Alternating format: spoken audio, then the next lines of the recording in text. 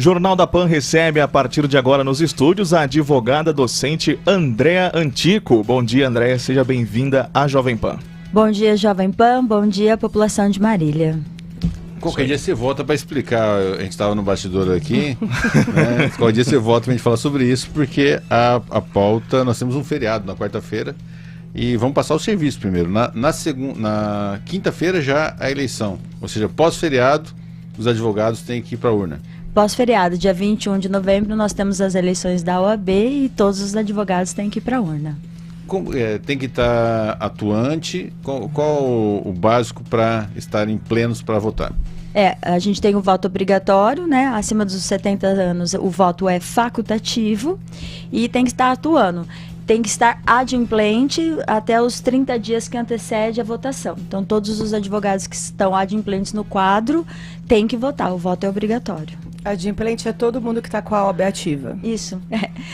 Que não está, né, devendo. Devendo a carteira. Você que está pagando. Você falou adimplente, agora vamos ficar com isso na cabeça o tempo inteiro. Você que pagou certinho a sua anuidade. Palavra de advogado. Já parece, né? Que advogado, foi que eu fiz. Já, não é culpa minha.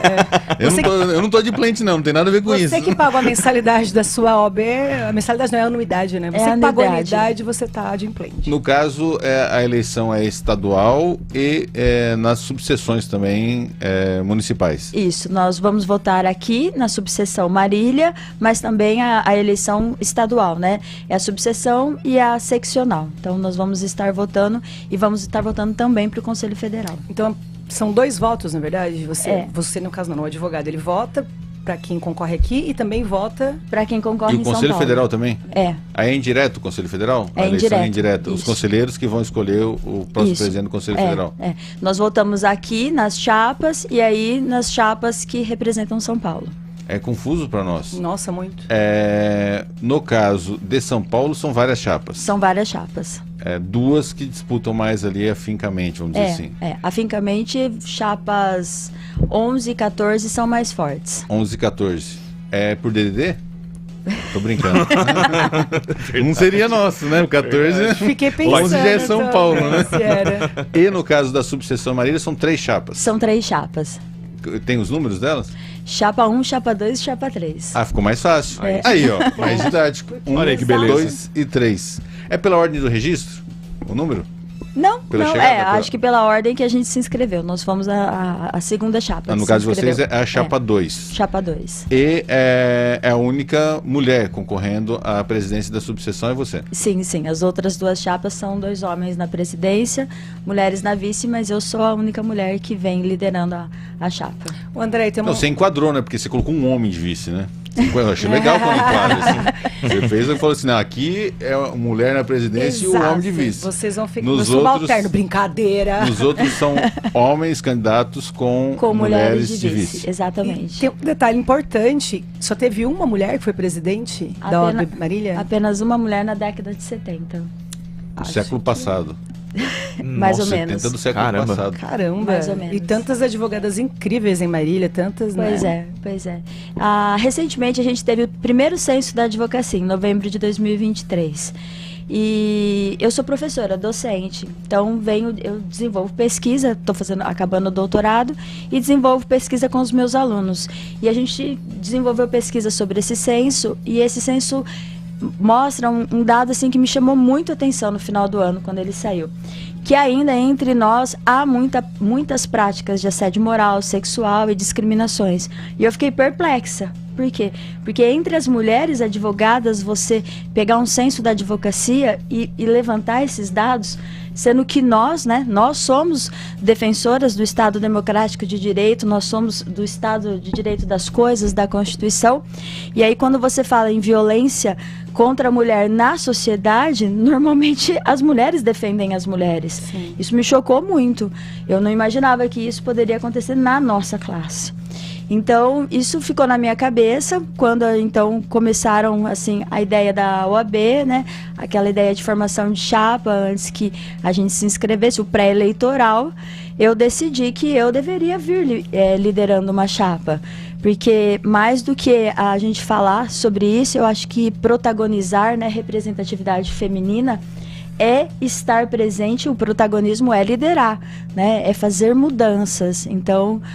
E aí eu fui formando, encontrei o meu vice Diego, né? Foi uma grata surpresa, porque ele aceitou na hora. Isso me surpreendeu, falei, bom... E aí eu fui procurando aqueles que a gente comungava dos mesmos ideais. Foi muito bacana, a aceitação, assim, de eu vir como líder foi unânime. Então... A ideia, o propósito é esse mesmo, né? Ainda que em pré-candidatura nós já viemos com a ideia da representatividade feminina. Somos em 55% do quadro da OAB. Então é até estranho pensar que só teve uma mulher presidente Sim. em Marília, né? Hoje nós temos uma presidente em São Paulo. Mas, assim, é raro. Os cargos de liderança na representatividade da nossa classe, ele é bem menor. Só que já somos maiores. Esse censo, ele é nacional, estadual? Ele é nacional, mas cada um de nós, se quiser lá, os advogados ou a própria população, está no site da UAB, ele é nacional, estadual, mas se você quiser, você entra lá, você consegue todos os dados de Marília. Inclusive as questões de assédio, de assédio, inclusão, discriminação racial, o perfil, por exemplo, a idade dos advogados, o perfil profissional. Por exemplo, hoje a gente tem 80% dos advogados são autônomos, algo que também me chamou bastante atenção, né? Porque a gente precisa prestar atenção no desenvolvimento econômico da nossa cidade, como que nós, advogados, vamos nos desenvolver diante dessas transformações tecnológicas e como nós, na advocacia, podemos ajudar no desenvolvimento econômico, né? Porque a advocacia não são commodities, nós não somos mercadoria, nós somos profissionais que têm que dar suporte ao desenvolvimento econômico da cidade. Então, a cidade precisa se desenvolver, a região precisa se desenvolver e nós precisamos o quê? Dar o suporte jurídico necessário para que isso aconteça. Então, eu sou professora, docente, estou acabando o doutorado, então eu vejo inúmeras oportunidades, mas, por outro lado, eu vejo muitos alunos. Eu sou professora de quartos e quintos anos de Direito, eu vejo meus alunos com dificuldade de inserção no mercado de trabalho. Aí eu os encontro depois e o aluno não está inserido. Isso me traz uma inconformidade muito grande, né? Um terreno fértil como a nossa cidade, né? Polo de tecnologia da informação, um polo de agricultura, né? fervendo muito. E aí você olha a questão imobiliária também muito forte, quer dizer, e por que não estão inseridos? A economia nacional quase que em pleno emprego, né? Nível de 3%. Né? Então o índice indicador é de quase pleno emprego. O índice indicador, mas ainda que não o fosse, vamos pensar, no direito a matéria-prima é conflito. Seja para você prevenir, seja para você pacificar. Então, quando eu olho para... jogar mais gasolina, né? Mas quando eu olho para a advocacia, eu falo, se o advogado não está conseguindo inserção no mercado de trabalho, é porque tem alguma coisa errada. A classe precisa, né, se autodeterminar de outra forma, né? O olhar para a classe. Então, foi algo que me chamou bastante atenção, esses dois pontos. Doutor, independente do calendário da eleição, voltar mais vezes aqui na PAN, porque são assuntos que a gente tem que abordar aqui, né? Com certeza. Porque a gente fica, às vezes, até com preconceito, fala, deve ser lá no Nordeste, deve ser... Não. Isso acontece no principal estado do país e, às vezes, até mais intensamente. Por exemplo, quando você vai para a capital, imagina o que não acontece, né? E dá para a gente falar, então, que existe um pouco aí de preconceito com a mulher na advocacia ainda, embora estejamos aí em pleno 2024. Existem os dados do censo, e eu fiz questão de olhar tanto os dados nacionais, estaduais, Marília, todos batem igualzinho. Não tem discrepância os dados. As mulheres reclamam de posicionamento de liderança, de práticas de assédio. O mundo inteiro, né? Se a gente pegar assim, não só falar de assédio e de violência moral, porque eu gosto muito desse tema, eu falei desse tema no mestrado, no doutorado, é um tema que a Organização Mundial da Saúde tem falado, a OIT também, por meio de convenções, né? A Convenção 90. Mas uma coisa que a gente discute, que eu acho que a população tem muito que pensar. No mundo inteiro, a mulher ganha 30% a menos. Países muito desenvolvidos ou que perderam contingente masculino em guerra, que conseguiram diminuir essa diferença. Aí eu sempre faço uma pergunta em sala de aula e para quem me pergunta. A gente fala tanto de distribuição de renda, de metas, né? Tanto em governo nacional quanto metas da ONU, né? De reduzir riqueza em 3% e 5%. Ok. Por que a gente tem essa diferença de 30% no salário das mulheres? Seja base, chão de fábrica, seja cargos de liderança. Subir para 50, né? Pois é, por né? que isso? Tá em 30, vamos subir para 50? Vamos subir para 50, Vamos lá, né? Se você pensar, ó... E ela tá quase vindo com a gente. Você vê que se eu argumento um pouco mais, ela vem junto. Ela vem, Vamos ela igualar. compra bandeira. Mas são as Vamos rendas igualar familiares. o Se salário. você Não, mulher pensar com homem. 100% numa renda familiar, 100%, vamos pensar numa família tradicional, 100% o a homem, cobrança é muito maior, 70% a mulher, né? Dupla, Menos. tripla jornada. Qual que é a renda? 170%. Quando, na verdade, aquela família teria direito a 200%. Então, a quem beneficia... Eu sempre pergunto, para onde vai esses 30%? Mas também, a gente pode divulgar a empresa que faz isso? Não, A gente pode? são Porque dados... começa a ter um monte de sensibilidade de informação, não sei o que. Mas são dados de porque seria pesquisa legal do em divulgar, né? IPEA. Pra pessoa já, não vou nem procurar essa empresa para trabalhar, porque aqui eu sei que a coisa é discriminatória. No ano passado, agora as empresas vão ter que informar pelo E-Social todos esses dados. Recentemente a gente tem uma lei, né? Portal de transparência que as empresas Doutor, vão ter que informar. Eu sou velho, né? Eu sou antigo. Eu participei do movimento estudantil na época do Fora Collor, né? E era gostoso. Eu também. E era gostoso que você tava ali no palanque berrando, aí falava, ó, a OAB chegou. Aí dava uma proteção para nós. Você fala, nossa, a OAB chegou. Mesmo microfone que eu tô, daqui a pouco vai estar o presidente da OAB. Depois teve uma série de momentos nacionais e municipais, a gente sentia que a OAB estava junto. A OAB parece que ela saiu dessa pauta, ela saiu da... Não está na hora da OAB estar mais próxima da gente de novo? Porque dava uma segurança para a gente, dava um fortalecimento, né, dessas ações. A ABI é mais distante, costumava também participar. A OAB ela tem muito mais capilaridade, ela está no Brasil todo, né? O que aconteceu que a OAB deu essa cansou? Bom, a gente não pode, eu não posso dizer, né, o que aconteceu. Perdeu protagonismo. É uma coisa que a gente tem ouvido nas nossas visitas e é uma coisa que quando a gente registrou a chapa, é o que a gente pretende recuperar. A OAB não pode cansar. Constitucionalmente, a OAB é a única instituição que defende o Estado Democrático de Direito. Por quê? Porque se você for pensar, né, de uma forma muito simples, a magistratura tem sua ligação institucional com o Estado. O Ministério Público tem ligação institucional com o Estado. São funcionários, né? Servidores públicos. A OAB não. A OAB é um órgão independente. Então, constitucionalmente, é dever, é função da OAB defender o Estado Democrático de Direito, defender a Constituição, os direitos humanos e fundamentais. Então, a OAB vinha porque ela estava cumprindo a sua função constitucional.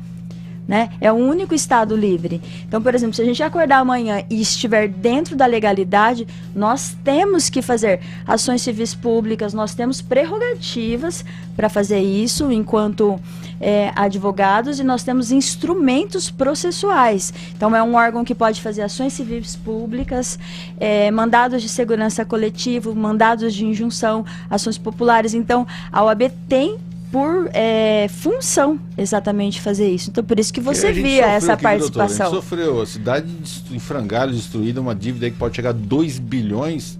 E a gente queria a cavalaria chegando aí com a OAB e não chegou. Né? Então, assim, fez falta para nós. Estão fazendo sinal que o tempo está no limite. A senhora volta mais vezes aqui. Eu volto. Eu não sei se pode citar. É Diego, o doutor Diego? Qual que é o... Esteves. Porque eu não sei se é bom citar muito o vice, né? Porque o vice ele começa a tomar gosto, né? Mas pode citar. Então, agradecer a presença do doutor Diego Esteves, que é o vice na chapa 2, né? 2. Que disputa a eleição nesta quinta-feira. Vamos fazer o serviço. É a partir logo cedo e é digital dessa vez? É digital. A partir tá liberado o quê? A partir das 8 da manhã, das 9 da manhã? A gente não... A partir das 8 da manhã vai estar liberado, é digital, vai ter um ponto de apoio na própria OAB, né? Os fiscais de cada chapa estarão presentes para ajudar aqueles que não conseguirem, mas ela é digital. Pode votar pelo celular mesmo, pelo computador? Pode votar pelo celular, quem tiver alguma dificuldade, vai vir o link pode pelo SMS OAB, ou por e-mail, ou com o próprio nosso certificado digital, e quem tiver dificuldade pode pedir apoio lá na própria OAB. A gente só volta mais vezes, né? Sim, Não é promessa de campanha sim. só não, né? Não, trazer mais volto inclusive para colaborar com a população para falar de assuntos de direito do trabalho. Estarei sempre à disposição de vocês. Não, tá. E o doutor Diego também agradecer a presença, que é vice. Ela enquadrou, né? Colocou de vice. Muito obrigado, doutora, pela participação aqui no Jornal da Pan. Nós que agradecemos. É isso, 8h19. Repita. 8h19. Essa meia hora do Jornal da Pan, o oferecimento Unimed Marília, presença que transforma. Um rápido intervalo aqui em 100,9, a gente continua mais um pouquinho aqui no YouTube. Desculpa, acho que não devia ter citado vice, né? Que vice, tem uma frase antiga, é o seguinte: vice Ele é vai igual ficar. crisântimo. Já ouviu essa frase? Lá vem. Vice é igual crisântimo. Só fica bonito na beira do túmulo, entendeu? Aí a hora que o vice, todo mundo dá atenção pro vice, né? Nossa, que dó. Enquanto não tá no perrengue, ninguém olha Tão pro vice, né? bonitinho, né? Ó, tá Ele é bom, mas, né? Só tá de motorista, né? Ele só tá precisando O aguentar vice, o vice, quando ele começa a aparecer muito, dá medo, né? O vice também quando... Olha o Michelzinho, né? O vice Nossa. começa a Olha, mas aparecer. esse vice aqui, ele tá trabalhando tanto que outro dia tava ele, a gente tava com duas olheiras assim, falei, nossa, Diego do céu. Mas Ali, ó. Ele tava falando ali, né? Eu Aí, ó. trabalho com prefeitura, né? Funcionária pública eleitoral, o Fernando é cliente nosso, tá? Então, assim, a gente corre a região toda. Eu até ouço vocês todo dia no rádio. Muito obrigada. O Mel tá falando só porque tá aqui isso daqui, né? Não, eu É. também ainda dando Aí, aula, né? Eu o que dou que aula acontece? às 8h30. Eu tava Viu? falando, Fernando, deu eleição pra prefeito. Provem. Você para, Tô brincando. você segue uma pessoa. É, agora dá uma pena. Quero Quem story tava todo aqui dia sexta-feira? agora. Quem era nosso entrevistado Quem é? de sexta-feira? Nem eu lembro. Ah, é porque era o João, por isso que eu esqueci. Um pedaço que você tem que fazer. Aí é prefeito ligando toda hora, ô, vai acontecer isso, não sei o que lá. E ainda tem a Mas tem que eleição. cair e atender as prefeituras. Falei, foi citar o vice aí, ó. Aí, ó. Rápido já tá intervalo aparecendo aqui também esse no trabalho. Não YouTube. pode mexer com o vice. Foi mexer com o vice?